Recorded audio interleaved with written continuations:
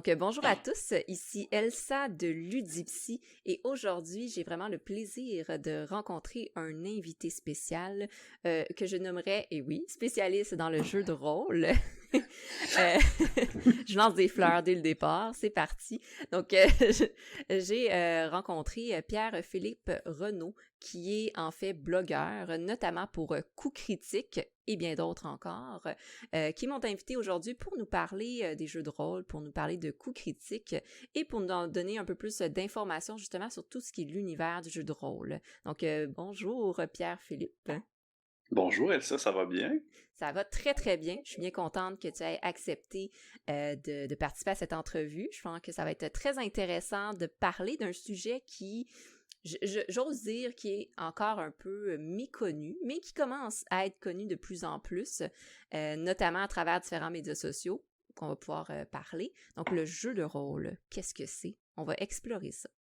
Donc, pour commencer, Pierre-Philippe, est-ce que tu peux nous parler un peu de ton profil de joueur, de ton profil un peu peut-être aussi académique, professionnel, voir est-ce qu'il y a un lien avec ton travail de blogueur. Parle-nous un peu de toi.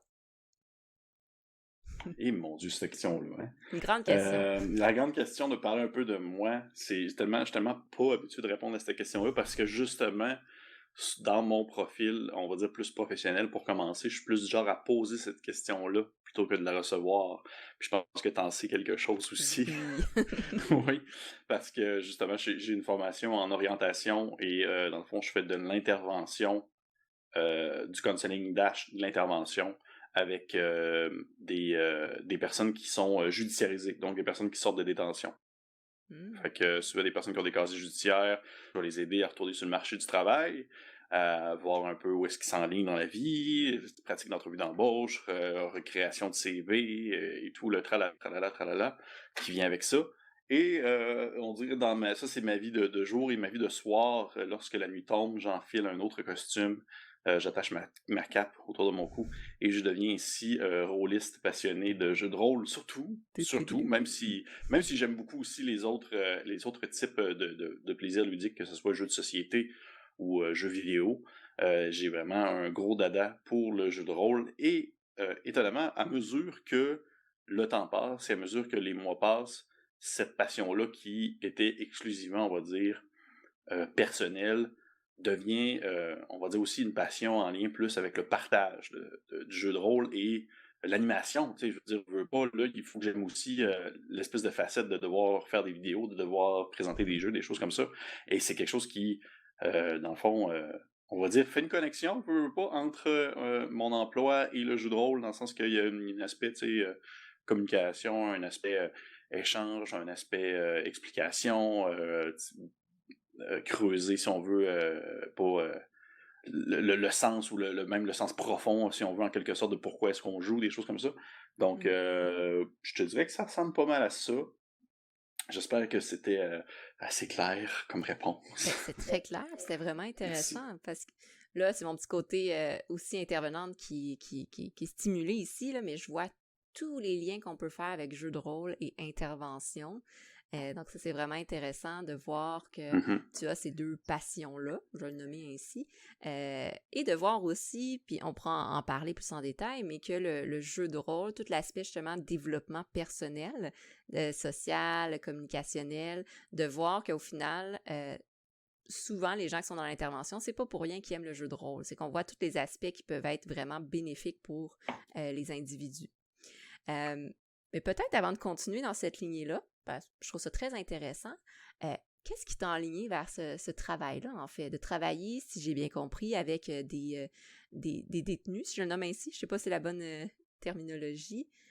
C'est la bonne terminologie. Il y en a OK. plusieurs. Des fois, on a de la difficulté justement à savoir c'est quoi le Oui. terme qui va pas être péjoratif à mentionner, on ne sait pas trop. Puis pour de vrai, ça va être souvent judiciarisé, qu'on va dire également.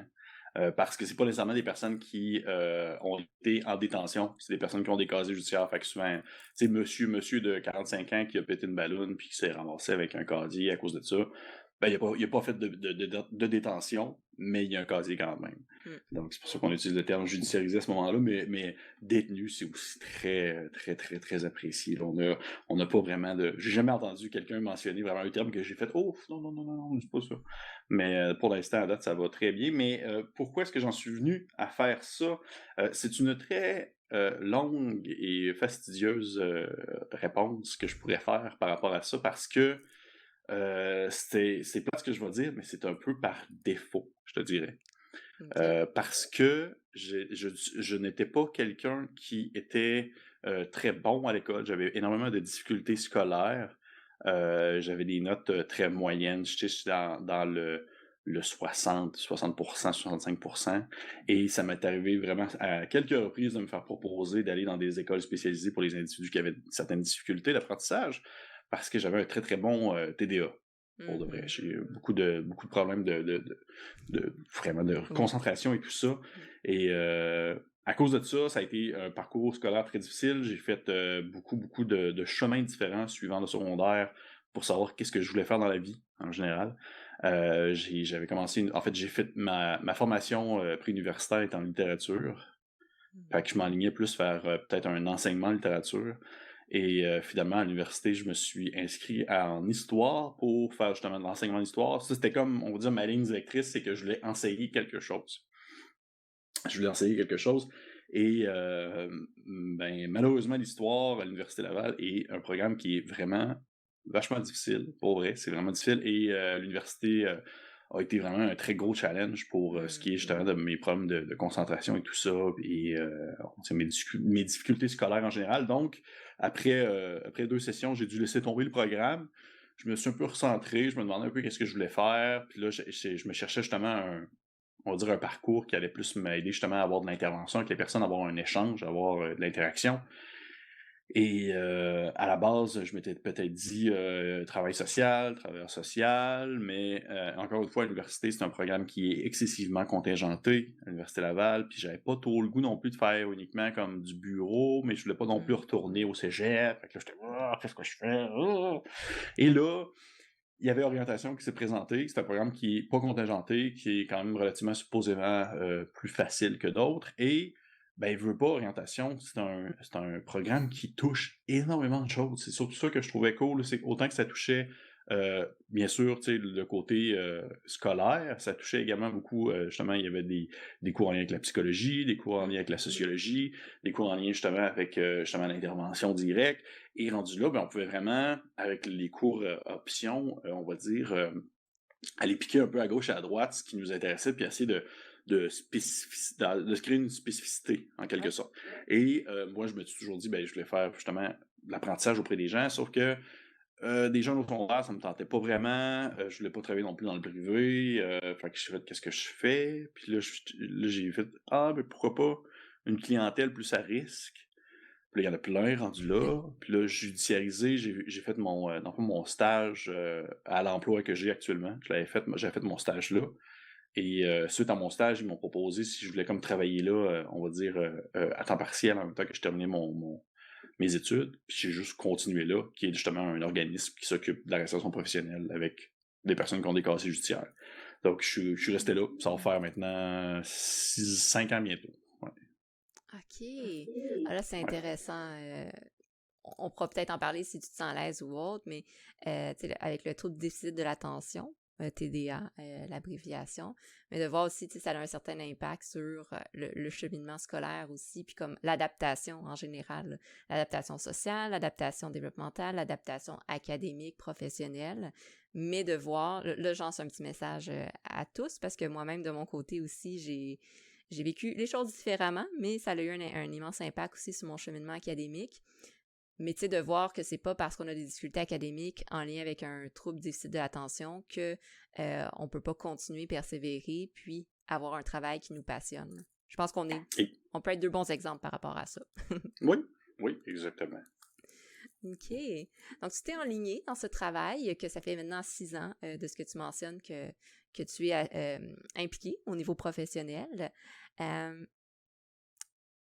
Je vais aborder avant une autre petite sphère avant d'aborder plus le jeu de rôle, mais je trouve ça intéressant. Qu'est-ce que tu retiens de ce travail-là? Tu sais, qu'est-ce qui, comme au niveau apprentissage? Et mon Dieu, tu parles pas nécessairement justement spécifique au jeu de rôle, tu parles en général. Oui, en général.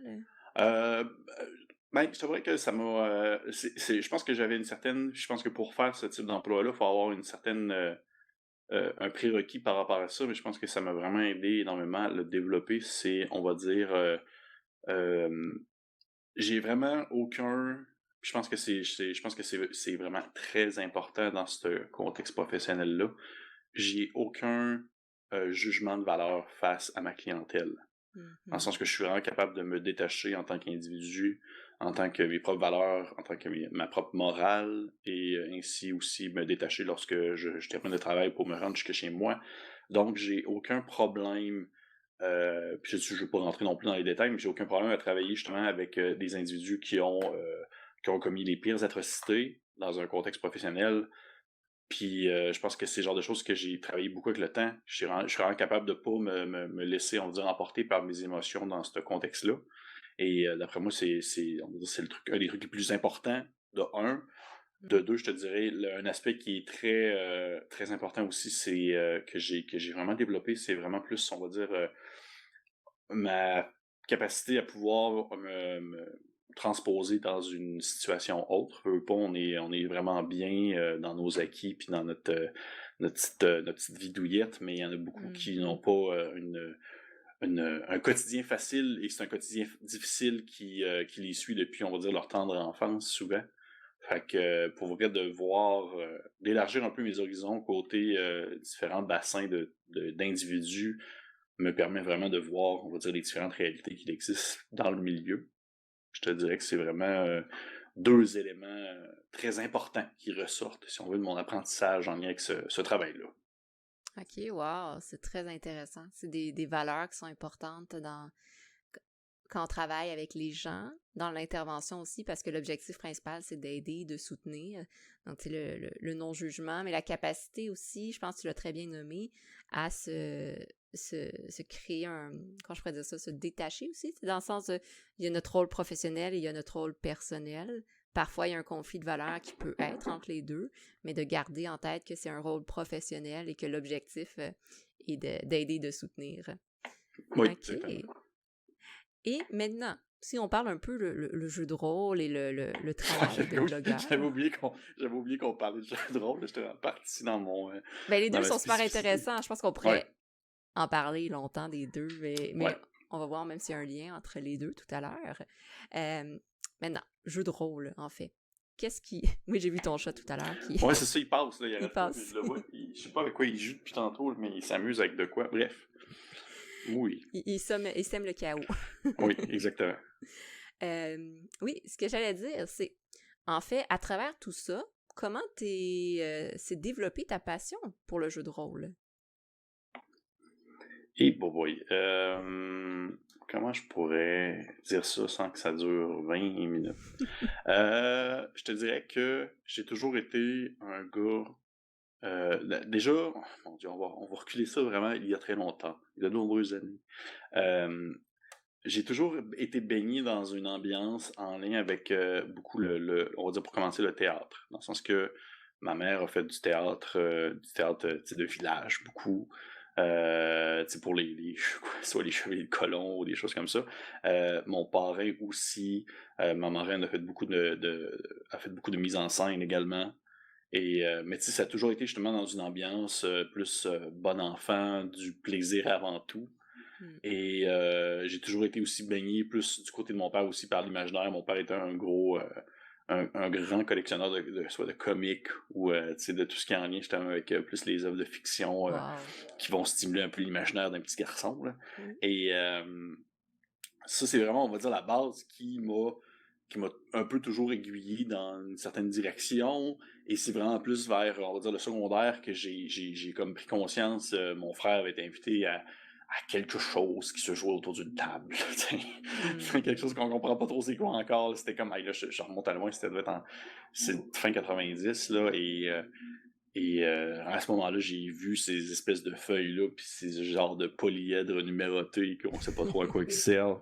Et c'était les lancers pour accomplir des actions. Puis là, j'étais OK, c'est comme un jeu vidéo, mais comme sur papier, en quelque sorte. Puis là j'étais vraiment encore très loin de comprendre, on va dire, l'ampleur de cette chose-là. Et c'est vraiment au secondaire que je me suis fait inviter justement à rejoindre une table qui était beaucoup plus vieille que moi, qui était comme plus vers la fin du secondaire, et moi j'étais plus secondaire 1-2, et j'ai joué avec eux dans ce contexte-ci pendant une bonne année.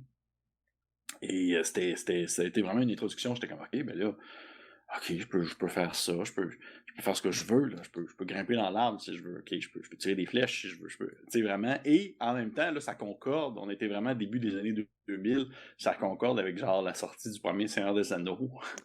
Puis là, il y a comme, ouais, tu sais, on voit qu'il y a comme, il y a des liens qui se font. Là, moi, j'étais comme, OK, ben je vais jouer comme un genre d'Aragorn, tu sais, c'est rien d'autre. Ouais.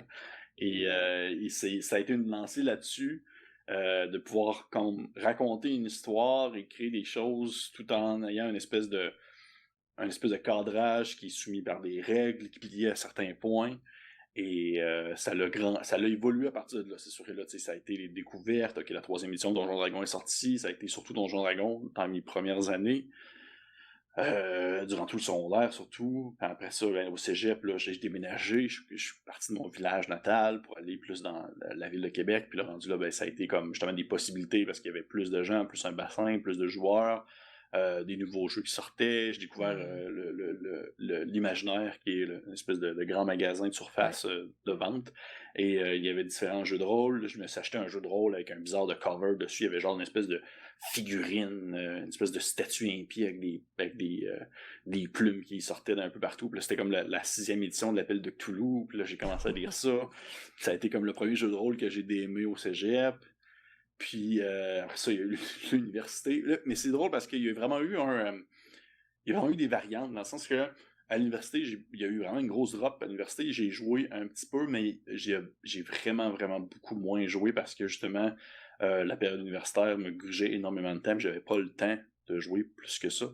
Et depuis, j'ai terminé il y a 5 ans de cela.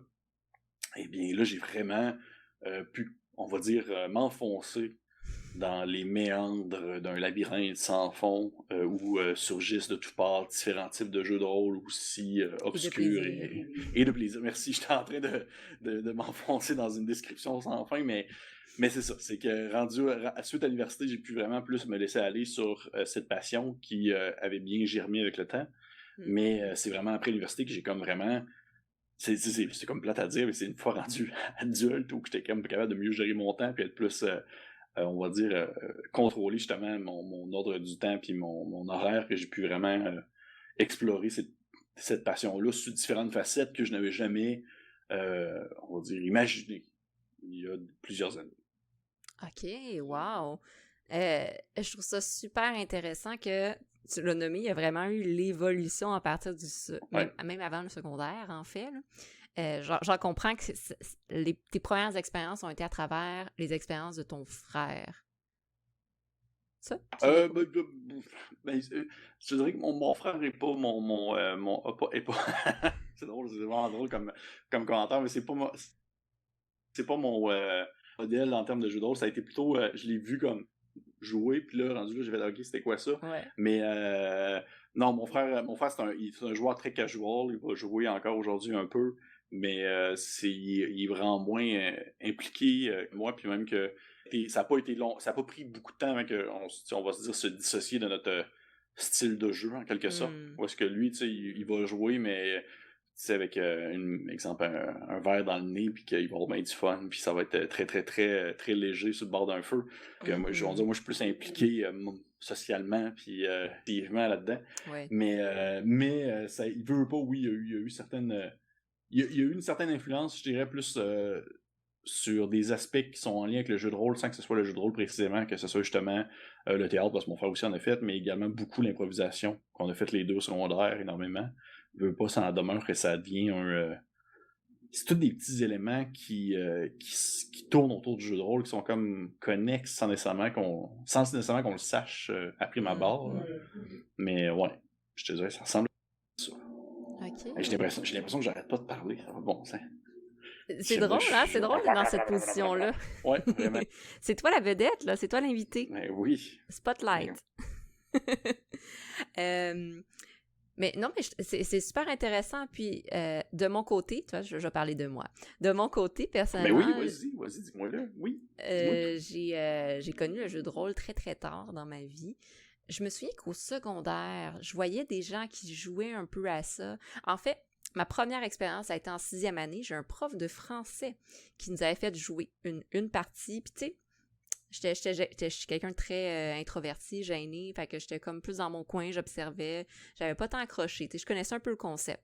Secondaire, j'avais des amis qui jouaient, mais moi, j'étais très dans ma bulle, encore une fois. Puis ça a vraiment été, ça a été au début de l'université, une sorte d'ouverture, j'allais visiter ma sœur qui est dans l'armée, puis étrangement, dans les communautés militaires, je le nommais ici.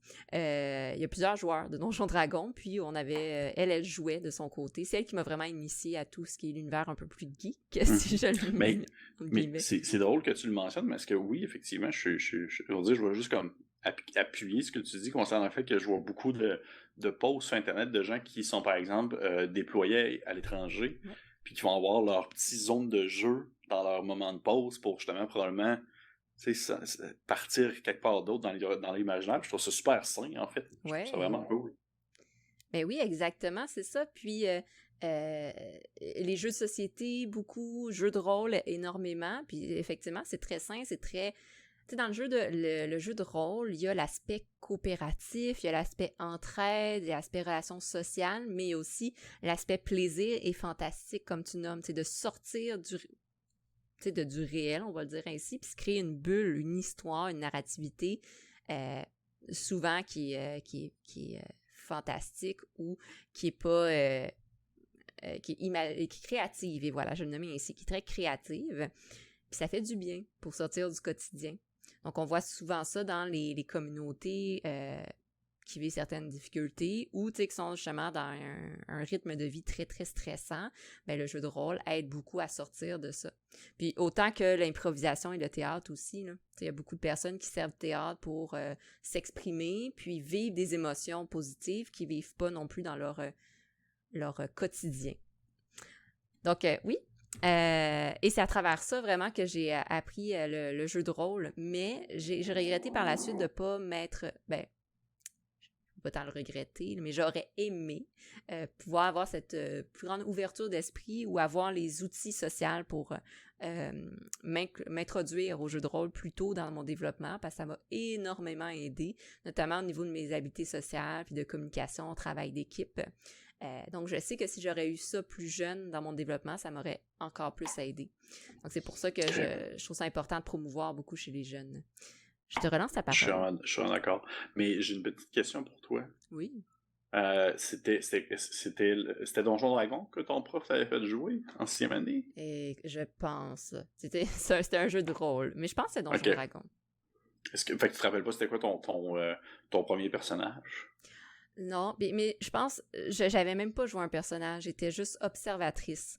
Mais mon premier personnage, quand j'étais à Borden, en Ontario, oui,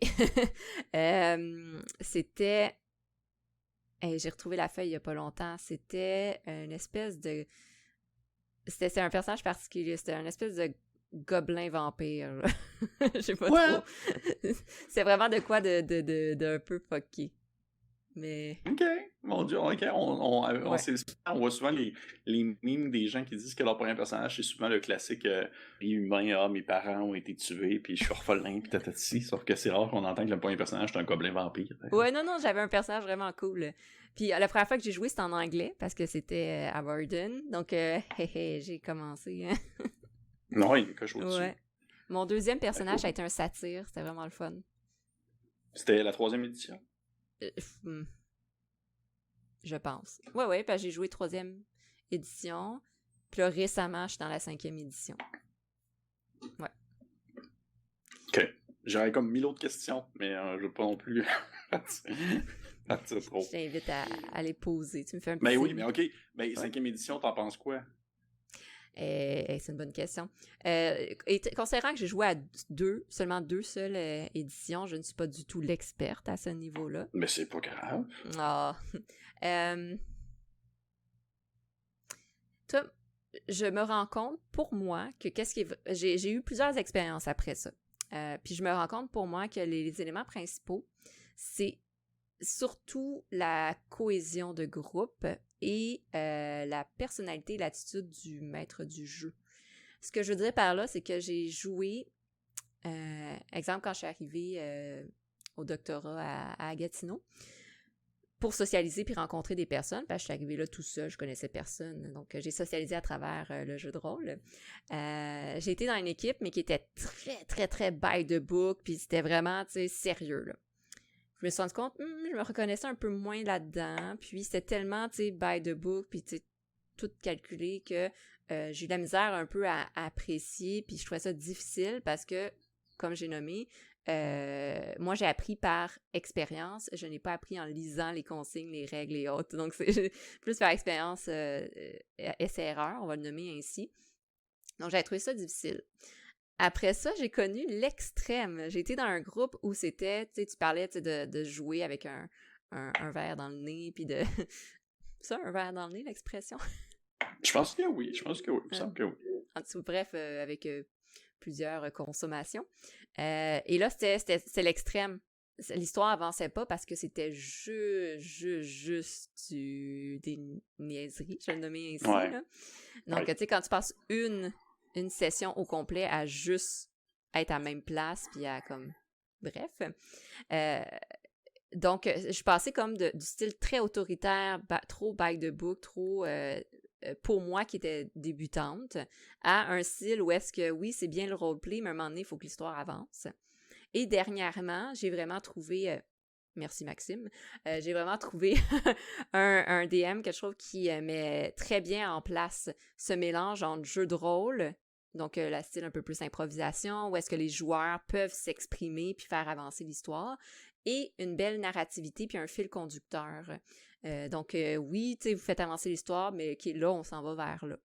Et également, ce bel équilibre-là entre jeu de rôle, donc vraiment, tu sais, l'aspect personnification, mais aussi des combats, parce que de temps en temps, tu sais, on veut aussi se battre, c'est quand même intéressant. Oui. Donc, c'est vraiment pour moi ça qui est important. Puis tant que j'ai cette belle combinaison-là, cette belle harmonie-là, je trouve que le reste, puis encore là, c'est parce que je suis débutante, puis je connais pas exactement toutes les mécaniques, mais je trouve que le reste, est secondaire, si je le nomme ainsi. Mm-hmm. Non, je comprends très bien. Des fois, ça peut être vraiment difficile de trouver justement son juste milieu de qu'est-ce qu'on veut comme expérience, mais maintenant, à mesure que les années passent, puis à mesure que justement de plus en plus de gens s'adonnent à la passion, ça devient plus facile. Il y a tellement de groupes maintenant, puis il y a tellement de différents types de jeux puis de joueurs que on finit par trouver ce qu'on veut. Mais je suis content que tu aies trouvé ce que tu voulais. C'est ça, puis exactement. Puis c'est pour ça que je vous invite, ceux qui jouent ou qui veulent jouer, de ne pas vous laisser arrêter à votre première expérience, si elle est négative, de jeu de rôle, parce que il y a beaucoup de maîtres du jeu qui cherchent des joueurs, il y a beaucoup de communautés de joueurs qui acceptent des nouveaux membres.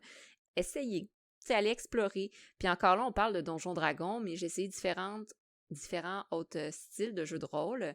Puis il y en a des jeux de rôle qui sont un peu plus style contemporain, détective. Il y a Call of Cthulhu qui est super le fun. Moi, j'adore ça, cet univers-là. Puis là, on est un peu plus dans un style dark, mais tu sais, on joue des personnages qui sont monsieur, madame, tout le monde, mais qui vivent des expériences un peu paranormales. Donc ça, c'est intéressant aussi à interpréter. J'ai essayé un autre jeu que je ne me souviens plus malheureusement, mais que c'est un style de dés différent. Ça a des dés de couleurs. En tout cas. C'était Star Wars? Non, c'est pas Star Wars. OK. Star Wars, c'est des dés de couleurs différents. C'est pour ça que je pose la question. Mais est-ce que Call of Cthulhu, je me rappelle que là, récemment, tu as justement fait un actual play. Tu avais fait des parties qui étaient filmées de tout ça. Est-ce que c'était ta première expérience de Call of Cthulhu? C'est ma première expérience de Call of Cthulhu. Donc, t'as aimé ça?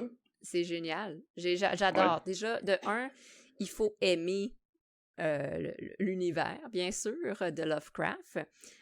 Donc, si vous n'aimez pas les gros monstres puis les phénomènes un peu mystérieux, paranormaux, peut-être aller moins accrocher. Il n'y a pas de fantastique dans le sens qu'il n'y a pas de centaures, d'elfes et autres. Mais c'est vraiment, tu joues un personnage dans les années, je ne veux pas me tromper, là, je vais dire 50, mais tu sais, même avant en fait. Là.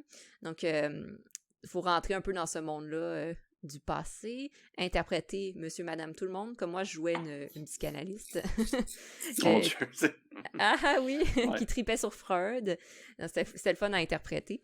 Qui n'avait pas de pouvoir, tu sais, j'avais pas de magie, de pouvoir ou autre, mais tu sais, on s'est vraiment plus axé sur les forces personnelles. Tu sais, moi j'avais pas mal d'intelligence, puis de beaucoup d'empathie, puis insight. Donc, c'est plus basé là-dessus, nos pouvoirs. Mais il y a quand même des créatures paranormales, et là, il faut comme acter le fait qu'on découvre qu'il y a des phénomènes paranormaux, puis là, on est comme, wow, qu'est-ce qui se passe? Donc, ça peut être plaisant, justement, dans l'aspect plus jeu de rôle, improvisation, personnification. Et la mécanique est un peu différente aussi, donc c'est moins basé, justement, sur des forces, puis des items, on est un peu plus basé sur la personnalité. Ça, c'est un aspect que j'aime beaucoup dans les jeux de rôle. Et que je trouve que ça s'interprète très, très bien dans la personnification. Ouais.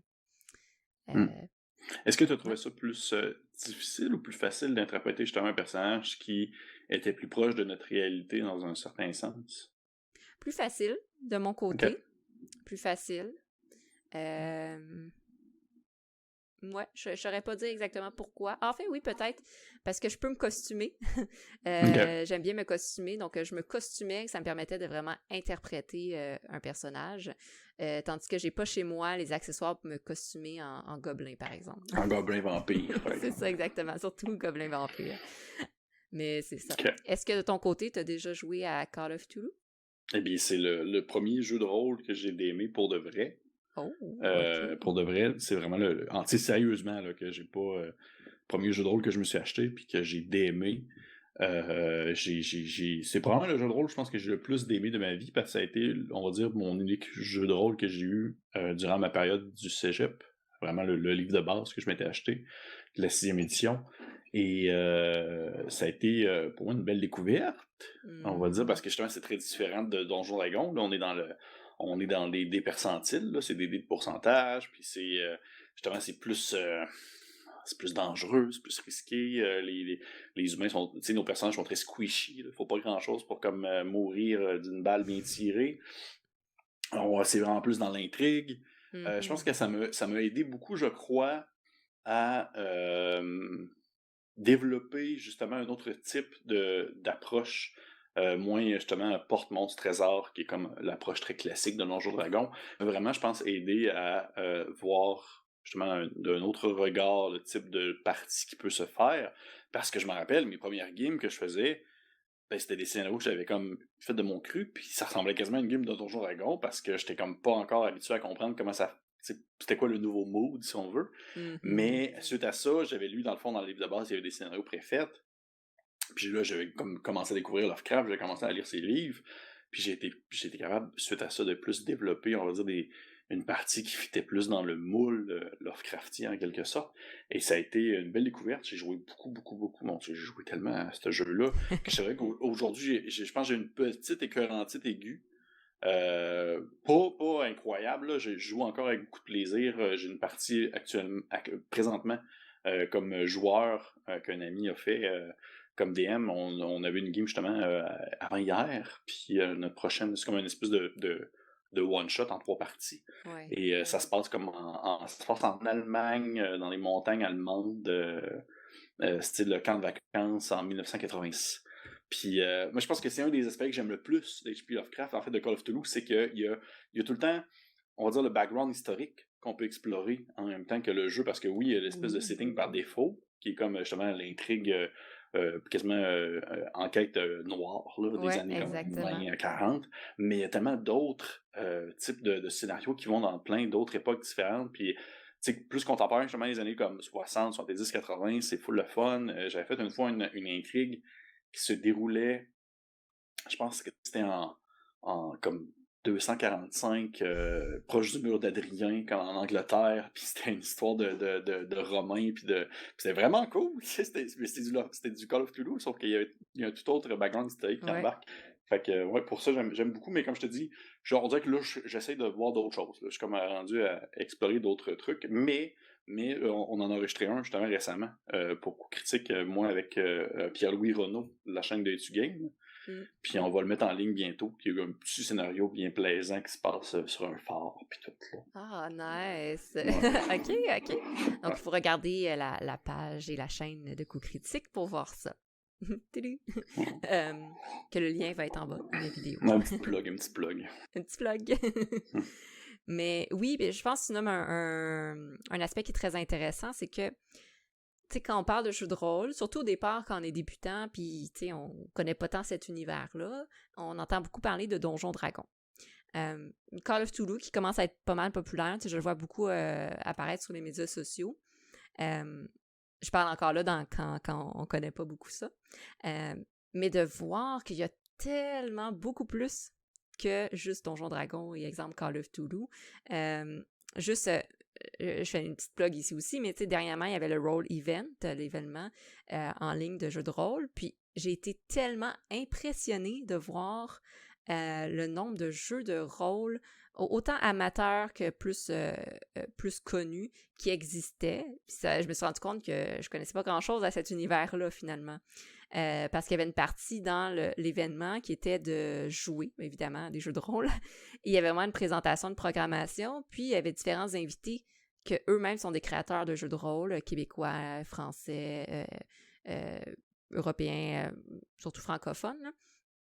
Et de voir, il y en a beaucoup de jeux de rôle qui existent en français, notamment, dans des univers tout à fait très, très larges. Tu sais, autant futuristiques que passé, médiéval, contemporain, détective, dark, fantastique, etc. Donc, vraiment, si on aime, exemple, le jeu de rôle, donc personnifier des personnages, puis on aime le travail collaboratif, la communication, ben après ça, la thématique en tant que telle, c'est presque sûr qu'on peut trouver quelque chose qui nous intéresse.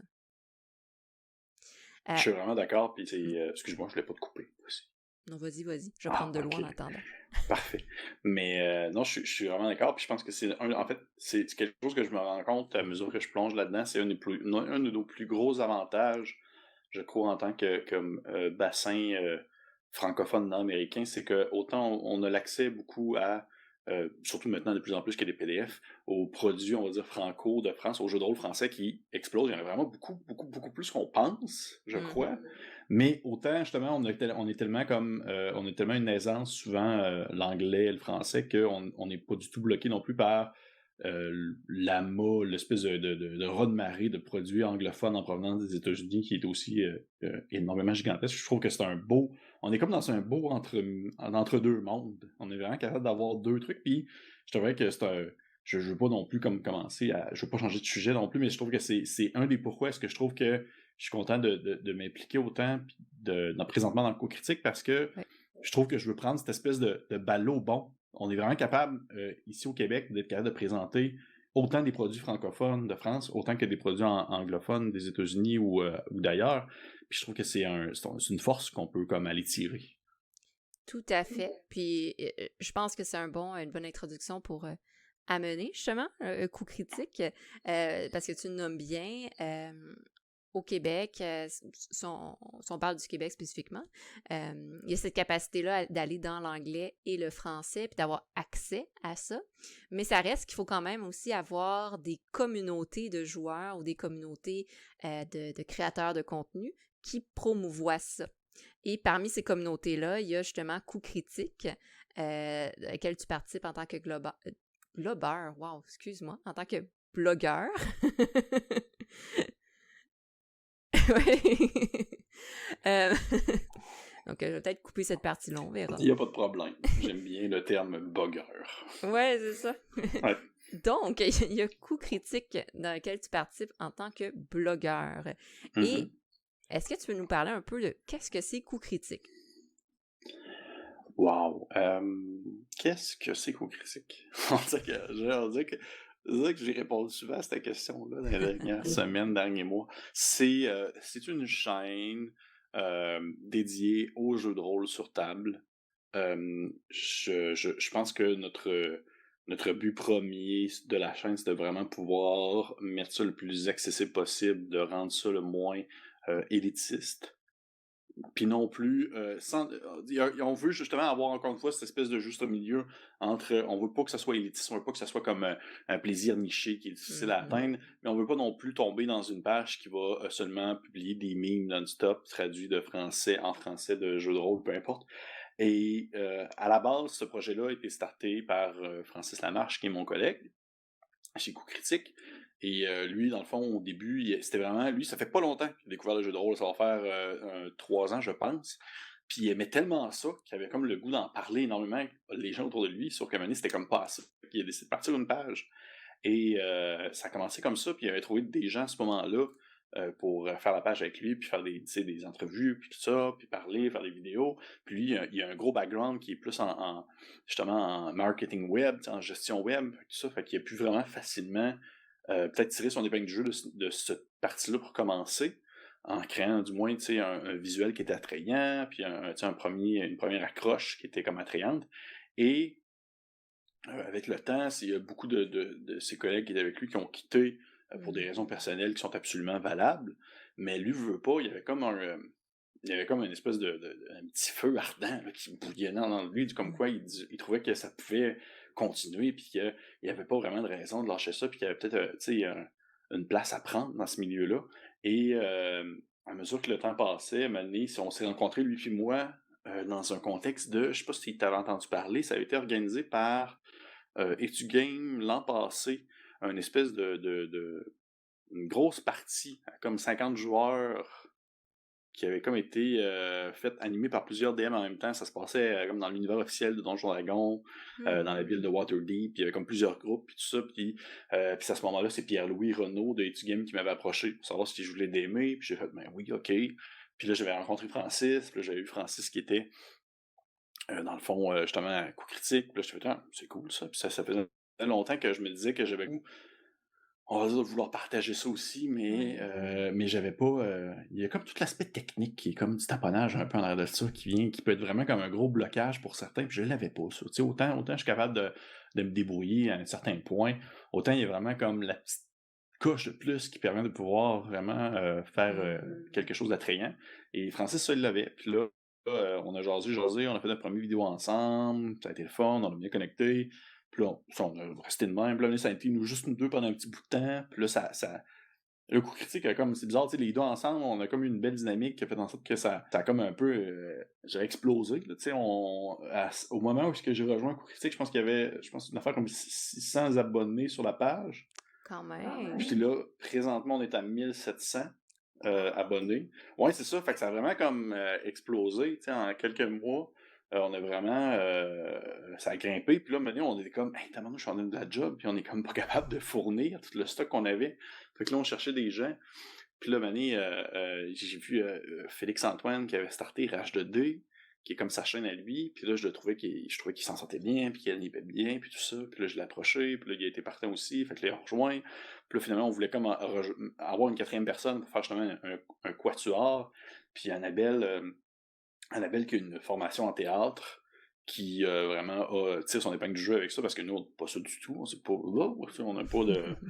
aucun de nous trois qui a été approché par Félix. Puis elle avait... Justement, là, c'était un autre point qui est intéressant avec Annabelle, c'est que elle était très néophyte, beaucoup sur le jeu de rôle sur table, et on trouvait ça vraiment important d'avoir quelqu'un dans l'équipe, justement, qui se connaissait vraiment moins, parce que on baignait tellement là-dedans, les trois autres, qu'il y a des questions qu'on ne pouvait plus se poser en tant que personne qui découvrait la passion.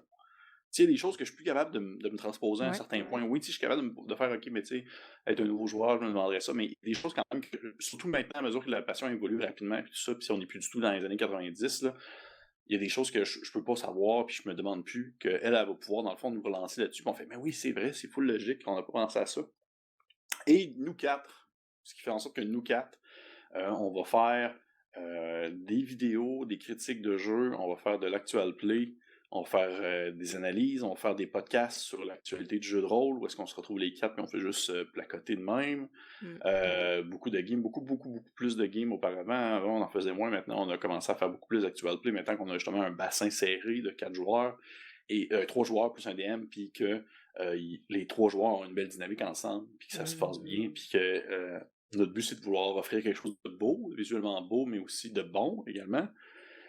Et de justement développer cette espèce on va dire, de mise à l'avant du jeu de rôle sur on va dire je cherche un autre mot que plateforme, l'espèce d'avant-scène québécoise en quelque sorte, parce qu'on trouve que il y a beaucoup de personnes qui vont s'adonner, on va dire, au partage, surtout en lien avec, par exemple, justement, les jeux de société, les jeux vidéo, tout ça, mais les jeux de rôle, on trouvait qu'il y a encore une place à prendre. Puis on s'est dit, ben, ça va être nous autres! Et là, on s'est comme lancé là-dedans. Puis moi, j'essaie vraiment, puis les autres aussi sont vraiment d'accord avec ça, on essaie vraiment de spécifier vraiment uniquement sur le jeu de rôle, parce que justement, il y a beaucoup de gens qui vont aborder les autres, puis on n'y est vraiment pas. Je dis, oui, j'aime beaucoup les jeux de société, je joue à des jeux de société, je joue à des jeux vidéo, mais je suis pas assez calé pour commencer à avoir comme des réflexions profondes sur le jeu de société ou sur les jeux vidéo. Fait que je préfère vraiment qu'on puisse se spécifier sur vraiment notre point central, le jeu de rôle, et essayer de rencontrer beaucoup de personnes qui sont dans le milieu du jeu de rôle québécois, parce qu'il y en a plus qu'on pense, qui manquent peut-être juste de cette espèce de petite mise en avant, là, de petite publicité qui leur permettrait de justement présenter leurs produits. Et ça ressemblerait pas mal à ça, je te dirais. Et bien sûr, d'explorer autant de l'anglo-américain que du franco, mais pour notre clientèle francophone, parce qu'on sait justement qu'au Québec, ben, on parle souvent très bien français-anglais, fait que ça peut beaucoup intéresser autant les deux parties, que ce soit le jeu franco un peu plus niché que l'espèce de gros jeu Améritrash bien violent des États-Unis. Oui. Je dirais que ça ressemble à ça.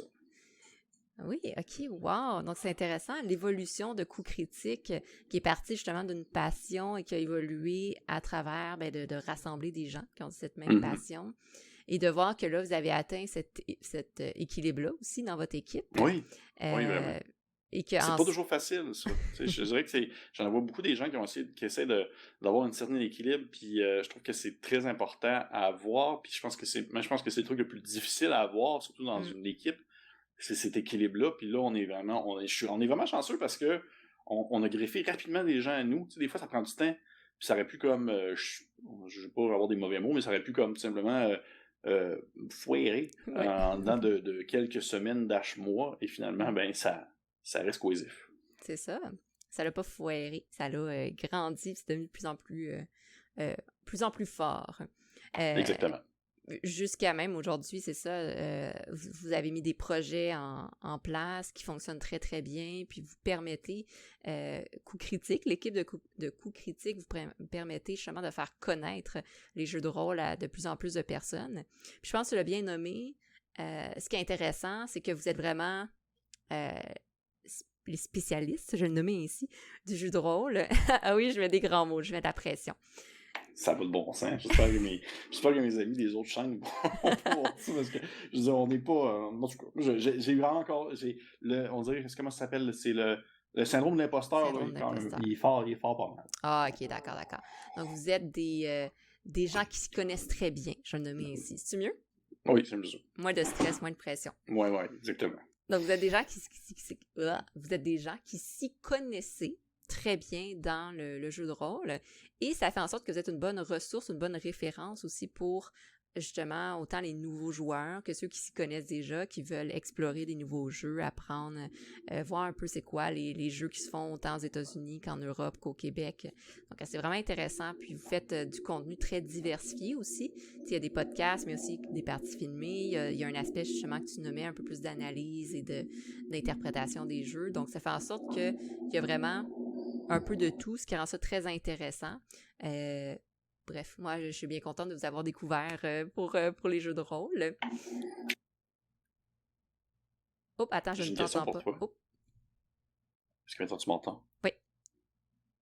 J'ai une question pour toi. Oui. C'est quoi? Excuse-moi, c'est moi qui souris du appuyer pour parler. Mais c'est quoi la première vidéo que tu as découvert de nous? C'est quoi la vidéo que tu as fait genre, hein, c'est quoi ça? Hey, c'est une bonne question.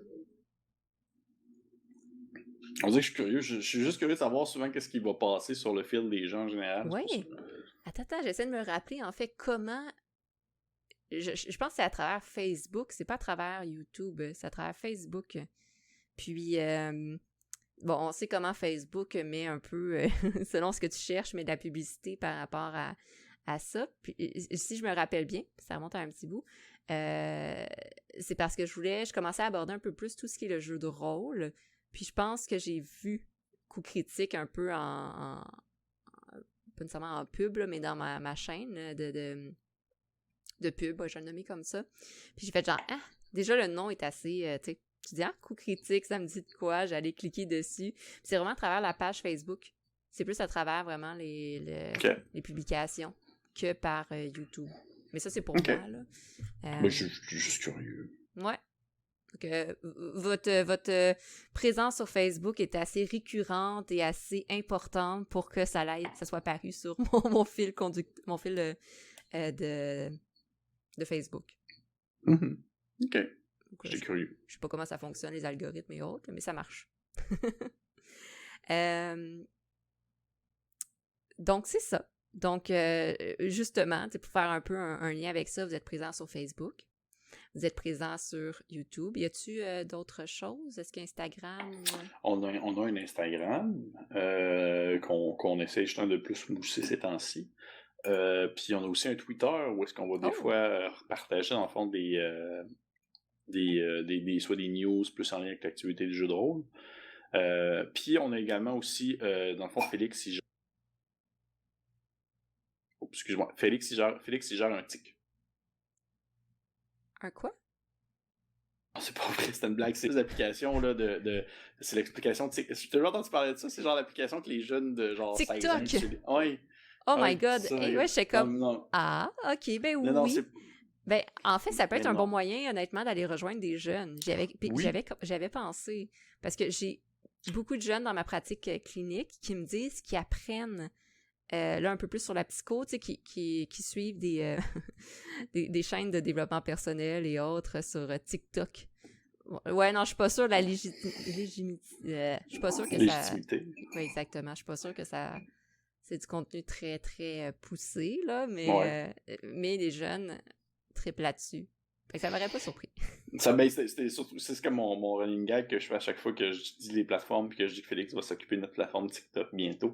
Mais je pense pas qu'on est rendu là pour vous voulez pas faire des petites vidéos où vous dansez ou vous lancez des je sais pas s'il y a tout le temps, c'est tout le temps de la danse. En tout cas, tu sais, j'imagine comme essayer de montrer un jeu de rôle avec musique de fond. Puis, je sais pas, c'est comme en tout cas. Tu shake des dés. Ouais, c'est ça, je sais pas trop.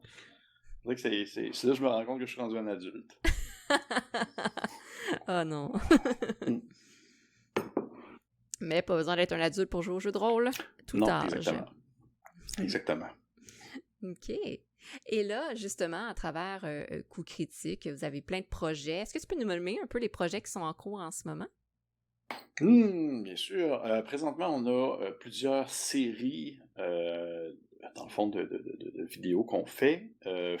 Francis fait souvent des vidéos soit de unboxing ou de présentation de produits parce qu'il reçoit beaucoup plus de produits, lui, que ce soit souvent des éditions particulières de différents ouvrages de Donjons Dragons ou autres.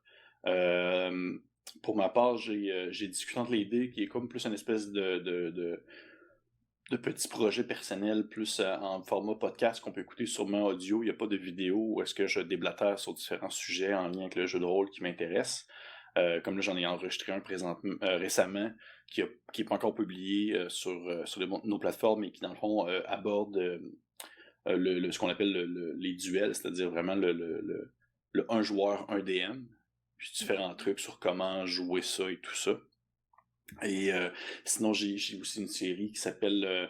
c'est comme mon nouveau dada, ça c'est Trésor caché, où est-ce que dans le fond, je vais vraiment mettre de l'avant présenter des jeux qui sont très nichés du milieu du jeu de rôle, parce que récemment, je suis comme tombé dans l'espèce de bassin de ce qu'on appelle les Inquest, qui est comme les jeux de rôle en format zine, et c'est c'est une mer sans fin. Oh. Je m'en sortirais pas pour de vrai. Je pense pas m'en sortir vivant. Là, j'ai vraiment beaucoup de. En tout cas, ça, j'ai vraiment beaucoup de choses sur la planche par rapport à ça. Sinon, Félix, sa série de. Dans le fond, comment ça s'appelle? Comment il avait appelé ça déjà? J'ai comme un blanc. C'est.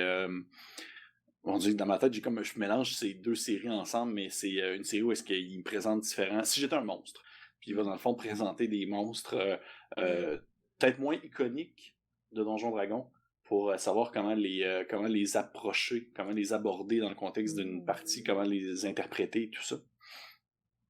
Qui est très cool aussi. Sinon, on a nos moult actual play qu'on fait, nos petits one-shots rapides où est-ce que souvent je vais, soit moi, soit Félix ou Francis, on va animer dans le fond différents petites parties rapides pour présenter un système de jeu comme là, notre plus récent qui est, je crois, notre plus populaire aussi. Ça m'a un peu surpris. Je m'attendais pas à ce que ça pogne autant. Qui s'appelle Channel Fear 24h/24. Je sais pas si tu l'as écouté. J'ai pas écouté, je suis désolée. OK, mais c'est pas grave à toi, t'es pas obligé. Mais ça a été vraiment notre... pour vrai, ça a vraiment beaucoup pogné. Puis c'est comme si justement de pouvoir explorer puis de présenter des petits jeux qui sont très loin, on va dire, de la base de Donjons Dragons, qui, je crois, est comme plus l'espèce de dada à Francis et à Félix. Moi, c'est moins mon... J'aime ça, j'aime beaucoup Donjons Dragons, mais c'est moins mon jam à mesure que les années avancent. Et ça ressemble un peu à ça. On a plusieurs petits projets en tête qui s'en viennent.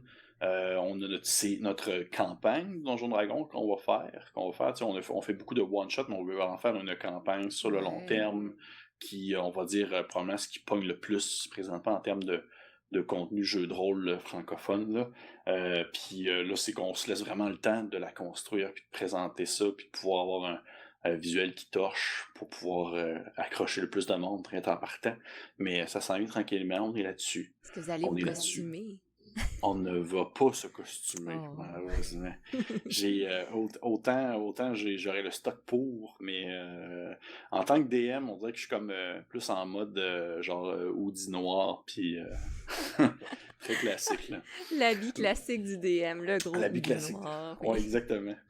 Mais ouais, fait que ça ressemble pas à ça. On dirait que j'en oublie plein. Sinon, il serait aussi des fois des vidéos critiques sur des jeux de rôle. Plus, pas nécessairement moins, pas trésor caché, mais plus des jeux de rôle en général, comme j'en ai fait une sur l'appel de Toulouse, justement. J'en ai fait une sur Worm, qui est comme un jeu de rôle de la préhistoire. J'en ai fait une sur Morkborg, qui est comme un espèce de jeu de rôle old school, apocalyptique, heavy metal, très cool aussi. Ah, j'ai pas vu celle-là. C'est quoi le nom? Répète-moi ça. Morkborg. M-O-R-K. Ah yes. Espace B-O-R-G. Ah Et on a fait un actual play de ça, on a fait un one-shot de ça avec Annabelle, Félix et Pierre-Louis de Etu Game. Puis ça a été bien plaisant. Belle partie. C'est très.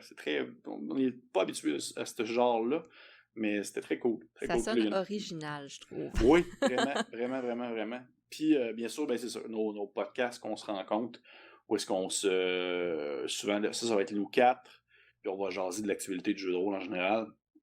Comme le dernier qu'on avait fait, on a abordé, dans le fond, le dernier livre de Donjons Dragons, Tasha, qui était sorti, qui a eu, on va dire, une bonne présence médiatique pour le bien comme pour le mal, selon, dans le fond, les gens qui l'ont abordé. Et ça ressemble pas mal à ça. On a plein d'autres petits projets de one-shot en ligne. On a bien sûr la garde partagée que Félix fait, qui anime, qui est comme une série où est-ce que c'est vraiment la prémisse c'est vraiment le fun. On est comme c'est 3 joueurs, c'est moi, Francis et Annabelle, puis on est comme des gardes poches dans un univers fantasy avec des héros, mais on n'est pas les héros. On est juste vraiment les gars, la fille derrière qui va faire les jobs de seconde base. Et on voit les héros, dans le fond, qui font les trucs cool. Nous autres, on est comme juste dans le même, puis OK, c'est le fun. Puis on est des gardes. Puis à la date, on en a fait une qui était très bien reçue. Fait que c'est vraiment un bon DM aussi. Il est vraiment super bon. Et Ça ressemble pas à ça. Je pense que là, j'ai fait le tour pour Mais l'instant de ce qu'on fait. c'est incroyable, mais genre, comment vous faites pour avoir autant de temps dans votre vie pour faire tout ça? Et je me fais poser la question souvent, surtout en lien avec le fait de ma lecture de jeux de rôle, parce qu'à chaque fois que je rentre un jeu, il faut que je le lise aussi. Tu sais, Ben j'ai oui. beaucoup de trésors cachés. Et sincèrement, je le sais pas. Je pense que je dors pas beaucoup, pour Ouais, c'est vrai. ça, t'es un petit dormeur. Moi, je pense que je suis un petit dormeur pour de vrai. Puis, non, sérieusement, j'ai pas Pas de formule de magique. trucs. J'ai pas de formule magique. Je pense que je suis juste capable de bien jongler avec tout ça.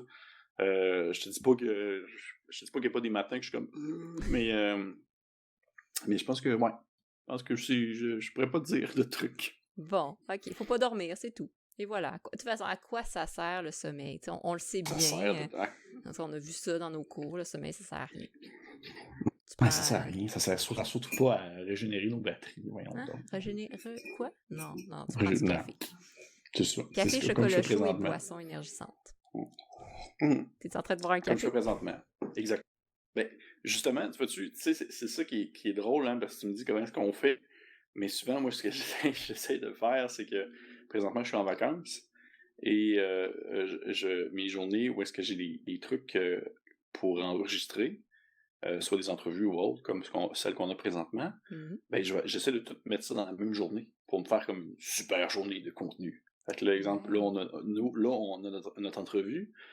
Ce soir, je fais un one-shot à un joueur, un DM de Root, le jeu de rôle qui est comme un jeu de rôle avec des émaux de la forêt et tout ça, avec Raphaël Lacaille de Etu Basé. Game, Ah, basé sur le jeu de société. oui, ok, c'est Ouais. intéressant.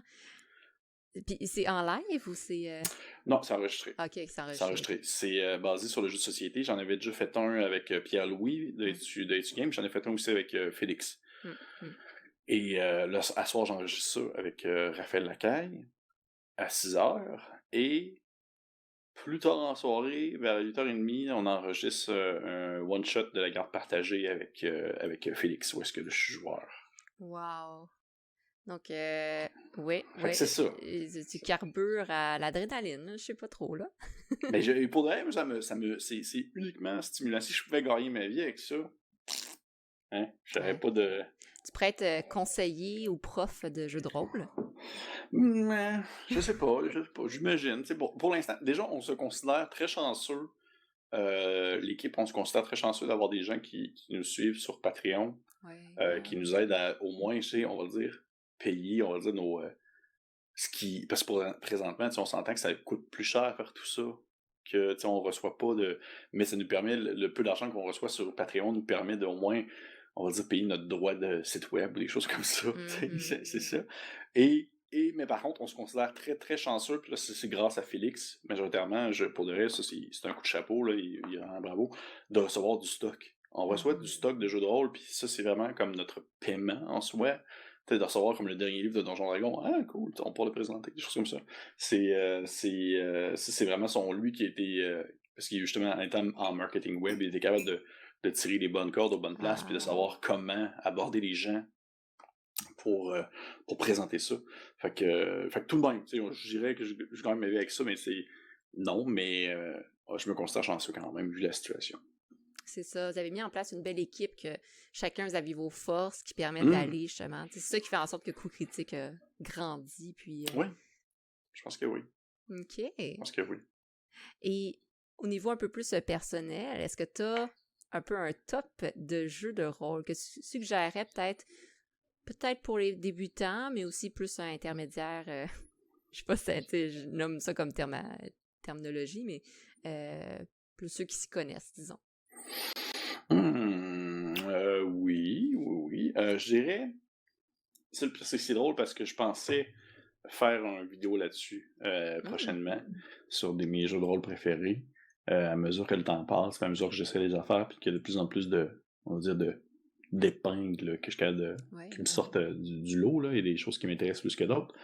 Je te dirais que récemment, c'est ça qui est spécial aussi, que c'est modulable dans le temps, ça change avec le temps. Il y a plusieurs années, Call of Cthulhu aurait été comme dans mes 3 premiers, alors que maintenant, il doit être dans mon top 10, mais sans nécessairement, il n'est pas dans mon top 5, je crois. Mais C'est une bonne question. Je te dirais que il y a des jeux... Bon, ok, attends un peu, je vais réfléchir à ça. Tu me donnes ça un petit 30 secondes, là, juste voir un peu. Je vais danser Puis, en attendant. parfait.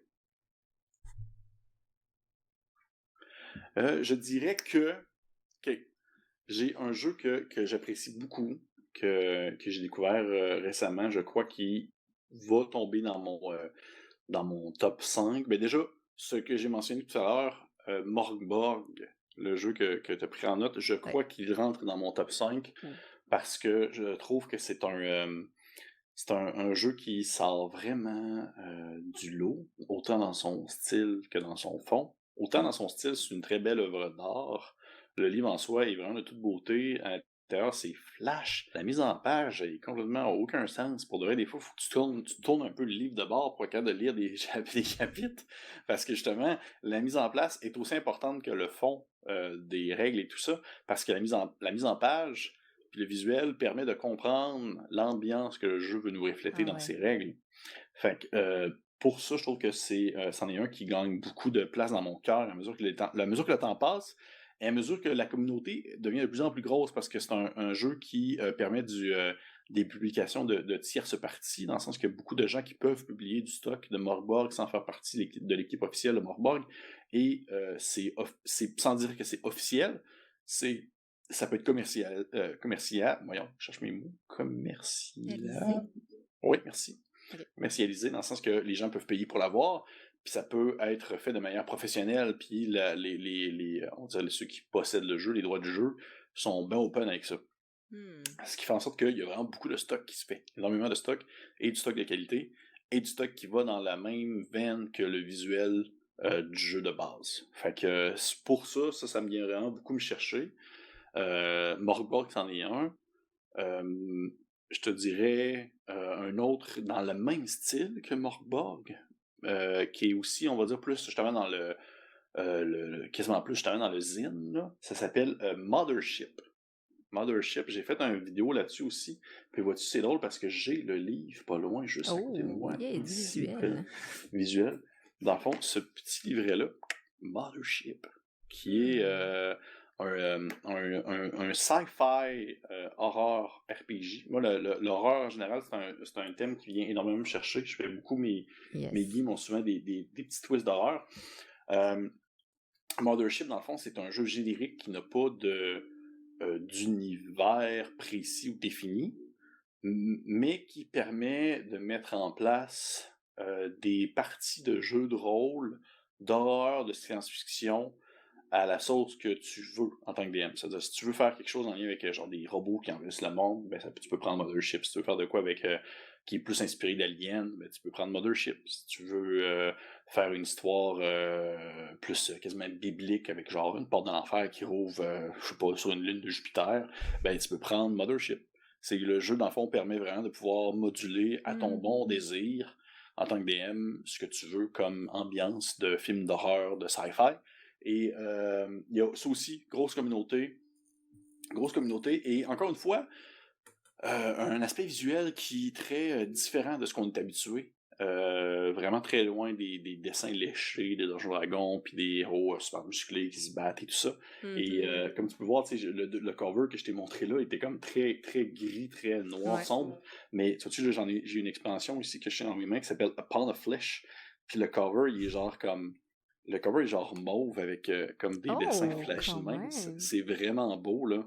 C'est vraiment... Puis c'est tout petit. C'est minuscule.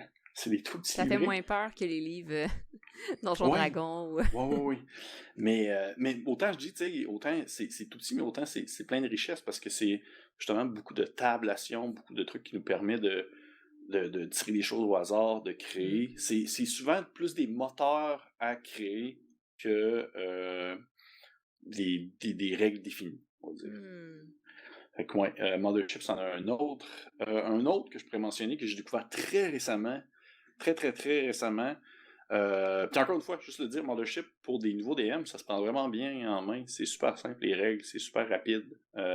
Plus que Morgborg, parce que Morgborg, je trouve qu'il y a un petit côté qui peut être plus tough, justement, vu le fait que le livre est comme quasiment difficile à comprendre et à assimiler, là. Mm-hmm. Mais Mothership, c'est comme plus clair, défini, puis je trouve que pour un DM qui s'y connaît moins, c'est vraiment rapide à prendre en main. Et le système pourrait une version très, très light de justement Call of Toulouse. C'est du dé pourcentile qu'on lance, des percentiles.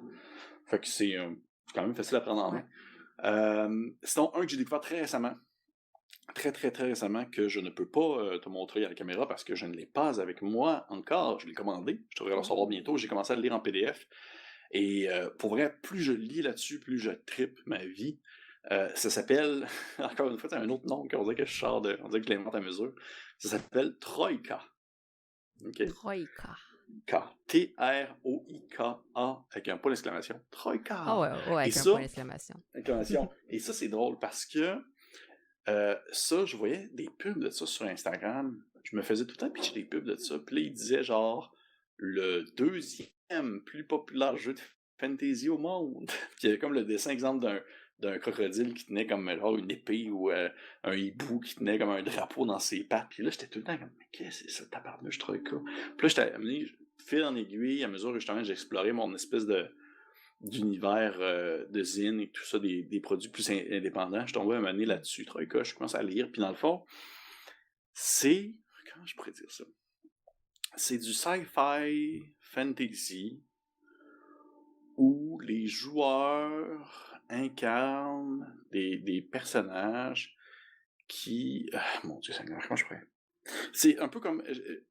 C'est un peu un mélange entre... Je sais pas si tu es familière avec, dans le fond, la série de livres Les Annales du Disque Monde de Terry Pratchett. C'est comme une espèce de série de livres fantasy british assez flyé qui date de plusieurs années. Non. C'est un peu un mélange de tout ça avec le Guide Galactique de Douglas Adams, qui est comme aussi un autre style de sci-fi très humoristique, très ridicule. C'est comme une fusion des deux. Puis dans le fond, c'est que les joueurs incarnent des personnages qui vont voyager sur des gigantesques barques entre des sphères. Et des sphères, c'est comme des univers en soi. Fait que dans le fond, c'est comme des voyages entre différentes réalités, entre différents univers, via ces espèces de gigantesques barques dorées qui vont, dans le fond, aider à déplacer entre les univers. Fait que quand tu joues à Troïka, tu peux décider de jouer dans ce qu'on appelle une sphère, qui est un des univers en soi, et te limiter à ça, ce qui fait en sorte que tu peux avoir une partie qui est très, on va dire,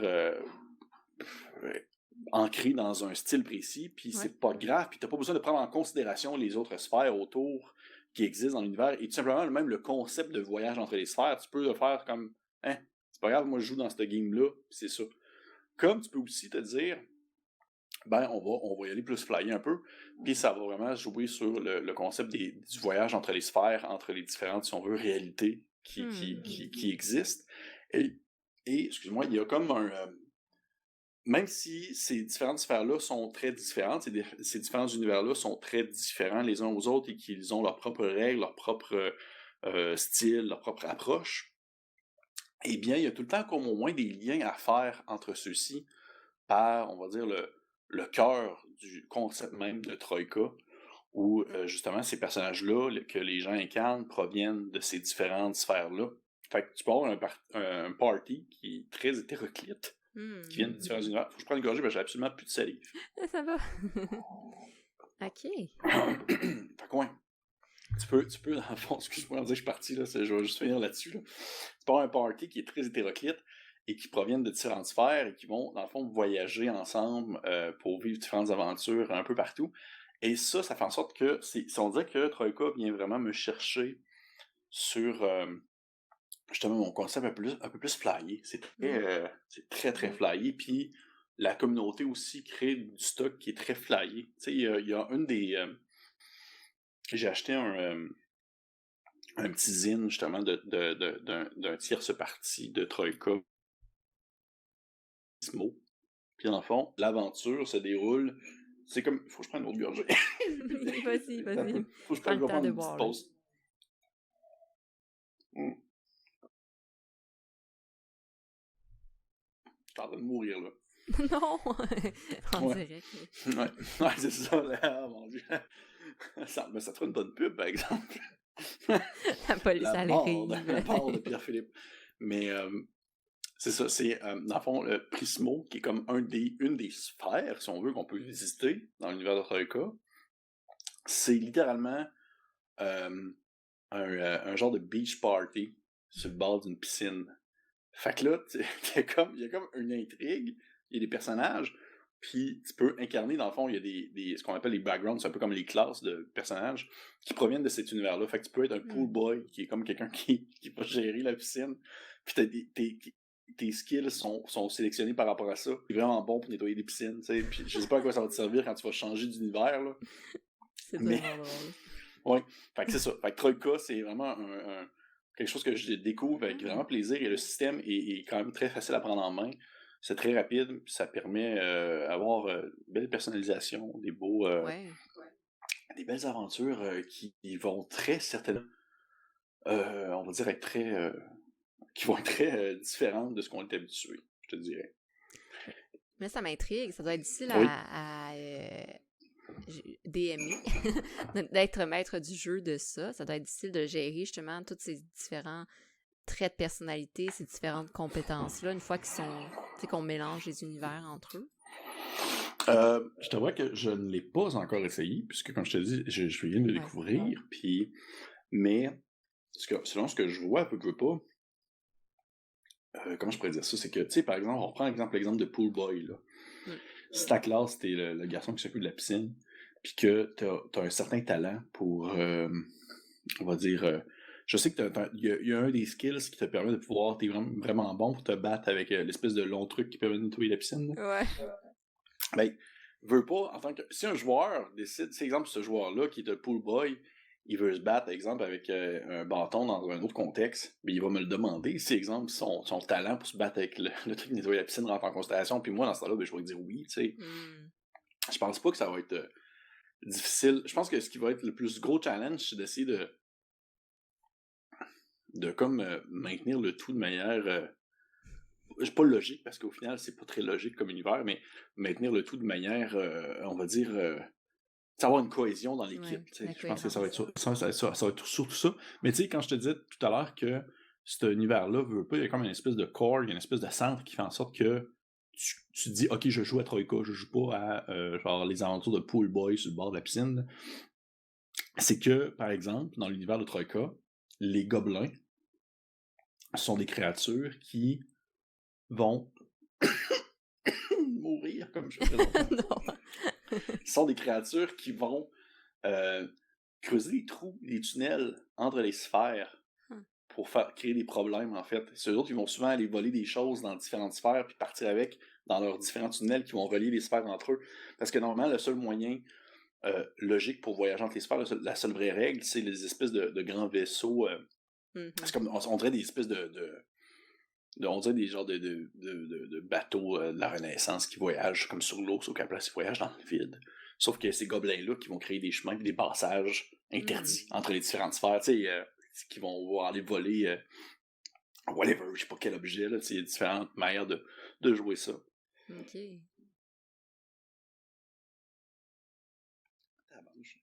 Et c'est voilà. Tu manques-tu d'eau? Ouais. Non, ça va. Ok. Ça va. Fait que, Troika, gros coup de cœur récent que j'ai hâte d'essayer. Et si tu me permets, je vais finir avec deux autres. Oui. Deux autres.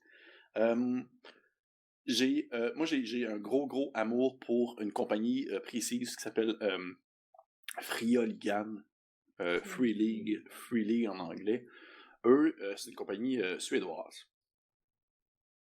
À la base, ils ont fait surtout des jeux dans leur langue. Et depuis début 2010, ils ont commencé à traduire leurs jeux en anglais. Puis il y a eu une bonne popularité, puis ça a grandi à mesure que les années avancent. Puis j'en parle souvent dans mes podcasts avec Francis. Parce qu'ils font des jeux qui sont vraiment bons, qui vont surtout utiliser le même système qui est le Year Engine 0, quelque chose comme ça. Qui est comme un système de D6 très simple à prendre en main. Puis c'est surtout ce système-là qu'ils vont réutiliser pour leurs différents jeux. Ils ont fait d'excellents jeux comme Mutant Year 0, qui est comme une espèce de jeu post-apocalyptique.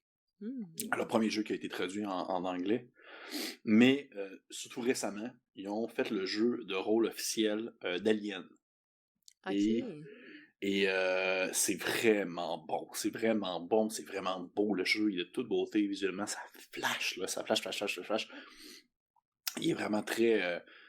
c'est très complet. C'est vraiment très gros. C'est vraiment plus gros qu'on pense. On est très habitué à se dire, ben, OK, ça se passe dans une station spatiale, puis le monde se font poursuivre par un alien. Non, ça va vraiment plus loin que ça dans son concept. Et leur travail d'écriture est tout le temps top-notch, c'est super facile à lire en anglais, c'est très clair, les règles sont souvent très claires, leur qualité de matériel est super beau. Nice. Ça, je peux pas passer je peux pas comme passer à côté de ça, c'est vraiment un très très beau produit en général. En fait, tout ce qu'ils font en général, Et de la qualité. Free League, de qualité. Autant ça, autant... en fait, un jeu qui s'appelle... Tales from the Loop, qui est comme un espèce d'équivalent de genre vivre une aventure un peu à la Stranger Things, où est-ce que tu joues des enfants dans un univers un peu des années 80 alternatives, où est-ce que la science a comme viré un peu fucked up, puis ça fonctionne encore une fois quasiment avec le même système, puis encore, c'est tout le temps beau, c'est tout le temps de qualité. Enfin, quoi ça. Puis finalement, pour finir, ça c'est pas vraiment un jeu, plus qu'un style de jeu. Récemment, justement, dans ma découverte de petits zines et tout ça, je tombe beaucoup dans le OCR, le OSR, le Old School Revival, un peu. Old School, comment je prononce ça? Old School, ouais, c'est ça, Old School Revival, OSR. Puis c'est dans le fond des nouveaux jeux qui vont avoir des styles de vieux jeux. Oui. À la manière de... je réfléchis, là. Mon Dieu. Ben, par exemple, Morgborg, c'en est un dans sa mécanique. Ça a une mécanique qui est très... Les OSR ont des mécaniques qui sont très aléatoires. C'est beaucoup de tables, justement, beaucoup de lancers de dés au hasard. C'est très inégal. C'est très, à la limite, frustrant. Oui, c'est ça, j'allais dire.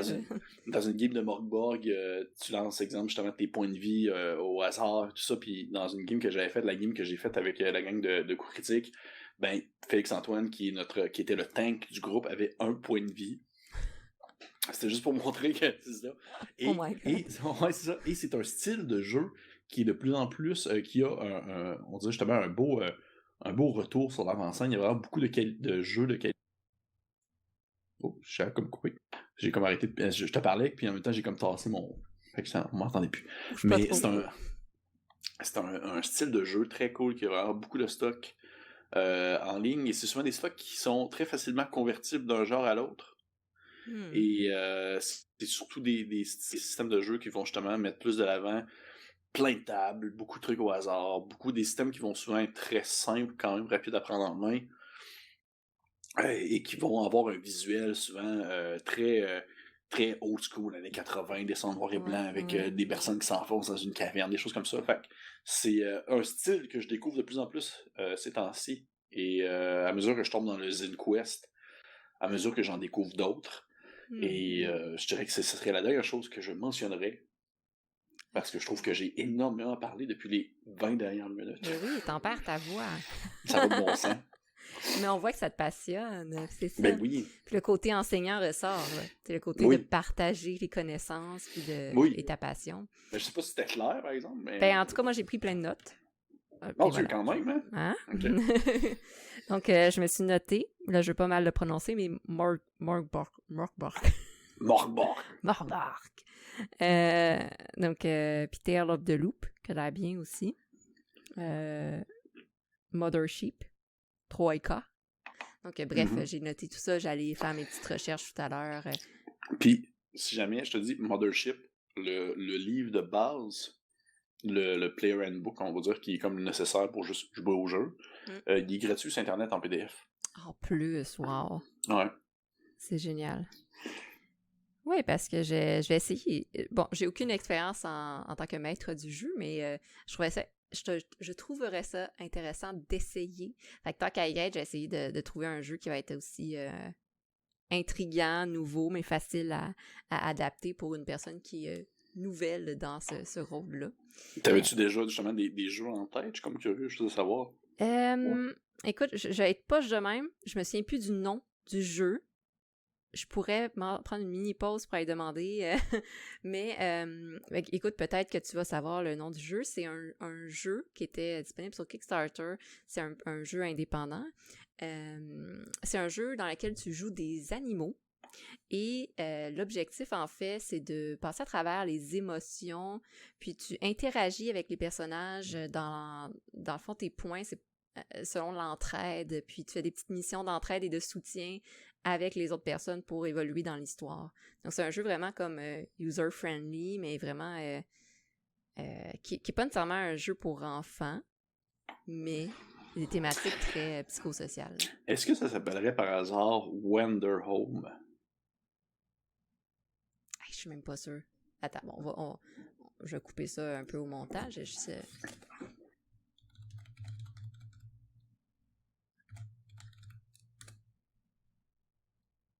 Hop.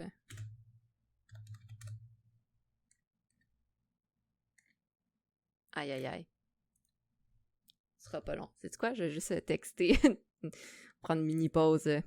Je vais juste vraiment... En fait, je voulais même en parler de ce jeu-là. Fait que... Ce sera pas long.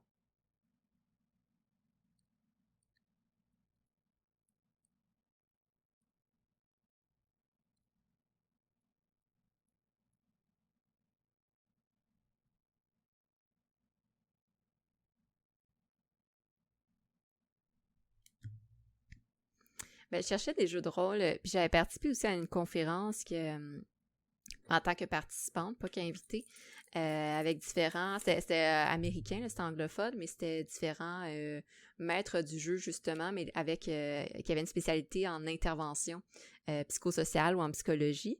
Puis j'avais noté différents jeux que je me souviens plus exactement. Okay. J'avais tout noté ça. Mais je cherchais un jeu de rôle qui travaille quand même un peu les habiletés émotionnelles puis les habiletés sociales. Tu sais, de quoi avec des petites valeurs. Mm-hmm. Je viens de l'envoyer sur Facebook, je crois que c'est ça. Ah, j'ai trouvé. Ben, j'ai trouvé. On vient de m'écrire, c'est Golden Sky Stories.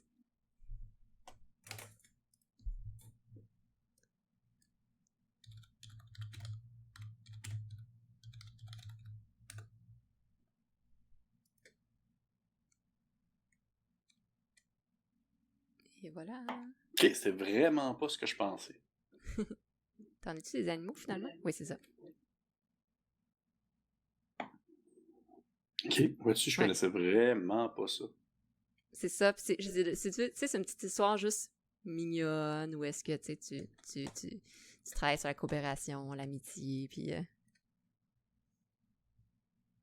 Très cool, puis ça a été justement ton petit... Mais ça, c'est le fun, je trouve ça cool, des gens qui veulent justement se lancer dans le DMing, puis ils veulent, dès le départ, justement, aller chercher quelque chose d'autre que Donjon Dragon, parce qu'ils savent que maintenant, il y a tellement de différents types de jeux qui se fait, qui sont vraiment plus qu'à aller chercher, pinpointer ce qu'ils veulent vraiment comme ambiance, comme type de jeu. Ouais. Ça, je trouve ça vraiment cool pour de vrai. Puis dernièrement, puis encore là, je suis pas très bonne pour les noms, je le recheckerai, mais dernièrement, il y avait aussi sur Kickstarter, peut-être que tu as vu, je sais pas, mais un jeu de rôle à thématique LGBTQ+. Fait que dans le fond, chaque personnage que tu jouais, c'était des membres de la communauté LGBTQ et autres. Puis là, tu devais justement les interpréter, puis c'est le jeu de rôle en tant que tel, c'était basé sur leur vie, puis qu'est-ce qu'ils peuvent vivre comme expérience de vie. Donc, tu avais exemple, je sais pas moi, la femme trans, tu pouvais interpréter une personne homosexuelle, tu pouvais interpréter, tu sais, vraiment, fait que je trouvais ça intéressante, la thématique, puis de voir, tu sais, le jeu de rôle vraiment vient maintenant chercher, tu sais, on parle du fantastique et autres, mais on peut aussi aborder des situations sociales réelles et actuelles. Oui. Oui, autant des jeux de rôle sur la guerre aussi, mais des guerres qui ont déjà existé, tu sais. Puis même que tu me fais penser récemment, il y a eu pour l'année passée, il y a eu un spécial, ils ont sorti en France, ça s'appelle, je crois, je suis vraiment pas sûr du titre, ça s'appelle Harlem's Band, puis dans le fond, c'est une expansion de Call of Cthulhu qui est justement associée avec la réalité, dans le fond, des Afro-Américains à Harlem, dans les années comme justement comme plus 50, 40. Et il y a il y a l'aspect Lovecraftien qui est autour de ça, mais ils mettent vraiment un gros emphase sur l'horreur de l'être humain en soi aussi. sais, mais il y a comme vraiment des beaux parallèles à faire avec ça. Et très beau produit, ça, c'est vraiment de qualité. Mais là, tu me fais penser, je pense parce que, tu sais, on en jase, puis Ouais. vu justement, tu sais, les professions et tout ça, est-ce que tu as entendu parler d'un jeu qui s'appelle, c'est de Blue, là, je vais essayer de le dire, dans le fond, on va le dire en français parce que j'ai vraiment de la difficulté à dire ce mot-là en anglais, là, mais c'est, dans le fond, c'est le jeu de rôle sur la femme de Barbe Bleue. Non? OK. Dans le fond, c'est The Bluebird Woman ou quelque chose comme ça. En tout cas, bref. C'est que, ne veux pas, dans l'histoire, tu sais, c'est la femme de Barbe Bleue, bref, a été enfermée dans le manoir hanté de son époux. Et le jeu de rôle, c'est un jeu de rôle d'horreur, vraiment visuellement de toute beauté, c'est vraiment super beau. Sauf que ce qui est vraiment intéressant de ce jeu de rôle-là, c'est que les joueurs autour de la table vont jouer la psyché de la femme de Barbe Bleue. Différents, dans le fond, différentes parties de sa psyché pour l'aider, si on veut, à passer au travers de cette période, ma foi, très difficile. Ouais. C'est tellement génial. Et là, c'est ça qui m'impressionne dans les créateurs de jeux de rôle. C'est toute la partie création, imagination, soit de créer un univers dans son entièreté ou se baser sur des histoires, des contes, puis d'aller amener ça à un autre step là, au-dessus. Là. On combine des choses, là, de jouer la psyché d'un personnage. C'est tellement intéressant. Là. Ouais, c'est un autre niveau. Là. C'est un autre niveau. Oh, oui. Puis ça, ça m'a fait penser tu m'as fait penser à ça, puis je me suis dit que ça pourrait t'intéresser. Vraiment. Ah ouais, vraiment. Oh wow. Fait que là, on lance plein d'idées, là. S'il y en a parmi vous qui hésitaient à faire du jeu de rôle, puis vous disiez, la thématique m'intéresse pas, moi, jouer un barde ou jouer, peu importe, j'aime pas ça, et voilà. Là, il n'y a plus de raison. Il faut au moins essayer. Puis, tu sais, il y a différentes manières d'essayer, il y a différentes communautés en ligne qui exemple, Coup Critique, qui vous présentent des parties. Donc, comme ça, vous pouvez voir à quoi ça ressemble, essayer de voir différents styles, puis trouver un style qui vous accroche un peu plus. Il y a vraiment de tout. Puis, tu sais, je veux dire, même pour même si vous vous dites que genre c'est plus le côté système qui vous bloque, mais tu sais, il y a des jeux qui sont très narratifs, qui vont vraiment plus aller chercher tu sais, votre aspect un peu plus justement improvisation ou théâtrale, qui vont peut-être venir plus vous chercher. Ça n'a pas besoin. Souvent, les gens sont comme souvent. Une des premières barrières, c'est une fois qu'on comprend c'est quoi le concept, c'est de devoir se jouer avec les dés. Il y en a beaucoup qui font comme là, il y a des dés différentes faces. Pas sûr. Mais rendu là, il y a plein d'autres jeux qui ne se jouent même pas avec des dés. Ils vont jouer avec des cartes à jouer ou autre. C'est vraiment. Ça vaut vraiment la peine de moins essayer. Puis pour de vrai, puis ça je le dis, puis je trouve ça important de le dire. Si jamais vous vous rendez compte que c'est pas pour vous, ben c'est tout, c'est pas pour vous, c'est pas non plus la mer à boire, tu sais, c'est pas, je veux dire, moi j'ai essayé une fois le ski de fond, j'ai eu ça pour mourir, là. C'est correct, là. On n'est pas obligé de tous, même si on fait beaucoup la promotion de cette passion-là, ça n'a pas besoin de vous accrocher au final non plus. Exactement.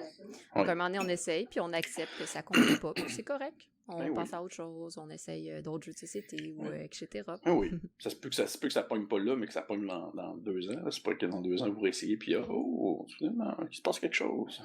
Exactement. Oui. Puis, de nos jours, il y a... Bon, si jamais vous voulez essayer, tu sais, il y a de plus en plus aussi de formats en ligne, parce que c'est difficile de jouer en personne en ce moment. Mais sinon, il y a différentes autres activités que vous pouvez faire dans ce contexte de confinement. Donc, peut-être sur ce mot de la fin. En fait, est-ce que tu aurais un mot de la fin? Tu viens de dire une phrase très, très belle, mais est-ce que tu aurais un mot de la fin pour terminer cette magnifique entrevue? Ben oui, je te dirais, mon mot de la fin, ce serait merci. Merci de m'avoir invité. Elsa, c'est très gentil de ta part. Puis je trouve ça très cool de justement de voir, tu sais, de mon œil de personne qui veut pas commence dans le milieu. Là, ça fait pas nécessairement si longtemps que ça, je suis dans ce milieu-là, de voir tellement la richesse des différents types de chaînes, des différents types de ressources qui existent, parce que tu apportes, toi, de ton point de vue, en tant que professionnel aussi, t'apportes vraiment un aspect qui est vraiment unique, puis je trouve ça cool, parce qu'à mesure que la passion grandit, à mesure que justement, il y a de plus en plus de chaînes qui vont se créer et qui vont apporter leur petit grain de sel bien particulier à eux. Fait que merci, tout simplement. Tout à fait. Je suis en accord avec toi. Donc, merci aussi à toi d'avoir accepté et merci aussi de partager, de continuer de partager cette passion-là pour le jeu de rôle, que ce soit avec ta passion personnelle ou à travers Coup Critique, dans ton rôle de blogueur. Tu partages cette passion-là, ça permet justement d'aller chercher des connaissances que des fois c'est difficile d'aller chercher par soi-même ou de connaître. C'est juste aujourd'hui, tu m'as fait découvrir tellement de jeux de rôle différents que j'ai hâte d'aller voir, d'aller tester, lire un peu là-dessus. Donc, ça élargit beaucoup mes connaissances, mon ouverture d'esprit par rapport à ça. Donc, c'est vraiment intéressant comme partage. Merci beaucoup. Mais ça me fait plaisir. Des fois, je me dis, il faut que je me calme. Là. Des fois, je pars, puis je suis comme blablabla. Puis je pige des jeux à tout vent. Ben, c'était ça l'objectif. Je te mets de l'avant pour t'exprimer parce qu'au final, ici, je le nommais comme ça. Puis là, haha, je t'impose le titre, mais ici, c'est toi l'expert du jeu de rôle. Ben oui, il semblerait. Mais merci beaucoup, c'est très gentil. Super. Et pour tous ceux qui nous écoutent et nous regardent, merci d'avoir pris ce temps-là pour nous suivre. Je vous invite bien sûr à suivre la page Facebook de Coup Critique, la page Facebook peut-être plus personnellement, on verra, de Pierre-Philippe Renaud. Peut-être pas, on verra. On verra. Donc, au moins de Coup Critique, de suivre aussi la chaîne et tout ce qu'ils mettent en place, c'est super intéressant sur le jeu de rôle. Je vous invite aussi également, si c'est pas fait, à suivre et liker la page Facebook de Ludipsy et la chaîne YouTube également. Donc, pour les prochains projets qui vont être mis en place, d'entrevues, d'articles et de vidéos, qui sait, peut-être que bientôt je vais être maître du jeu dans une partie de jeu de rôle, on verra bien. Oh! Et pour tous les prochains projets qui arrivent. Donc, je vous souhaite de passer une belle journée, bel après-midi, une bonne soirée à tous. Merci encore et bye bye!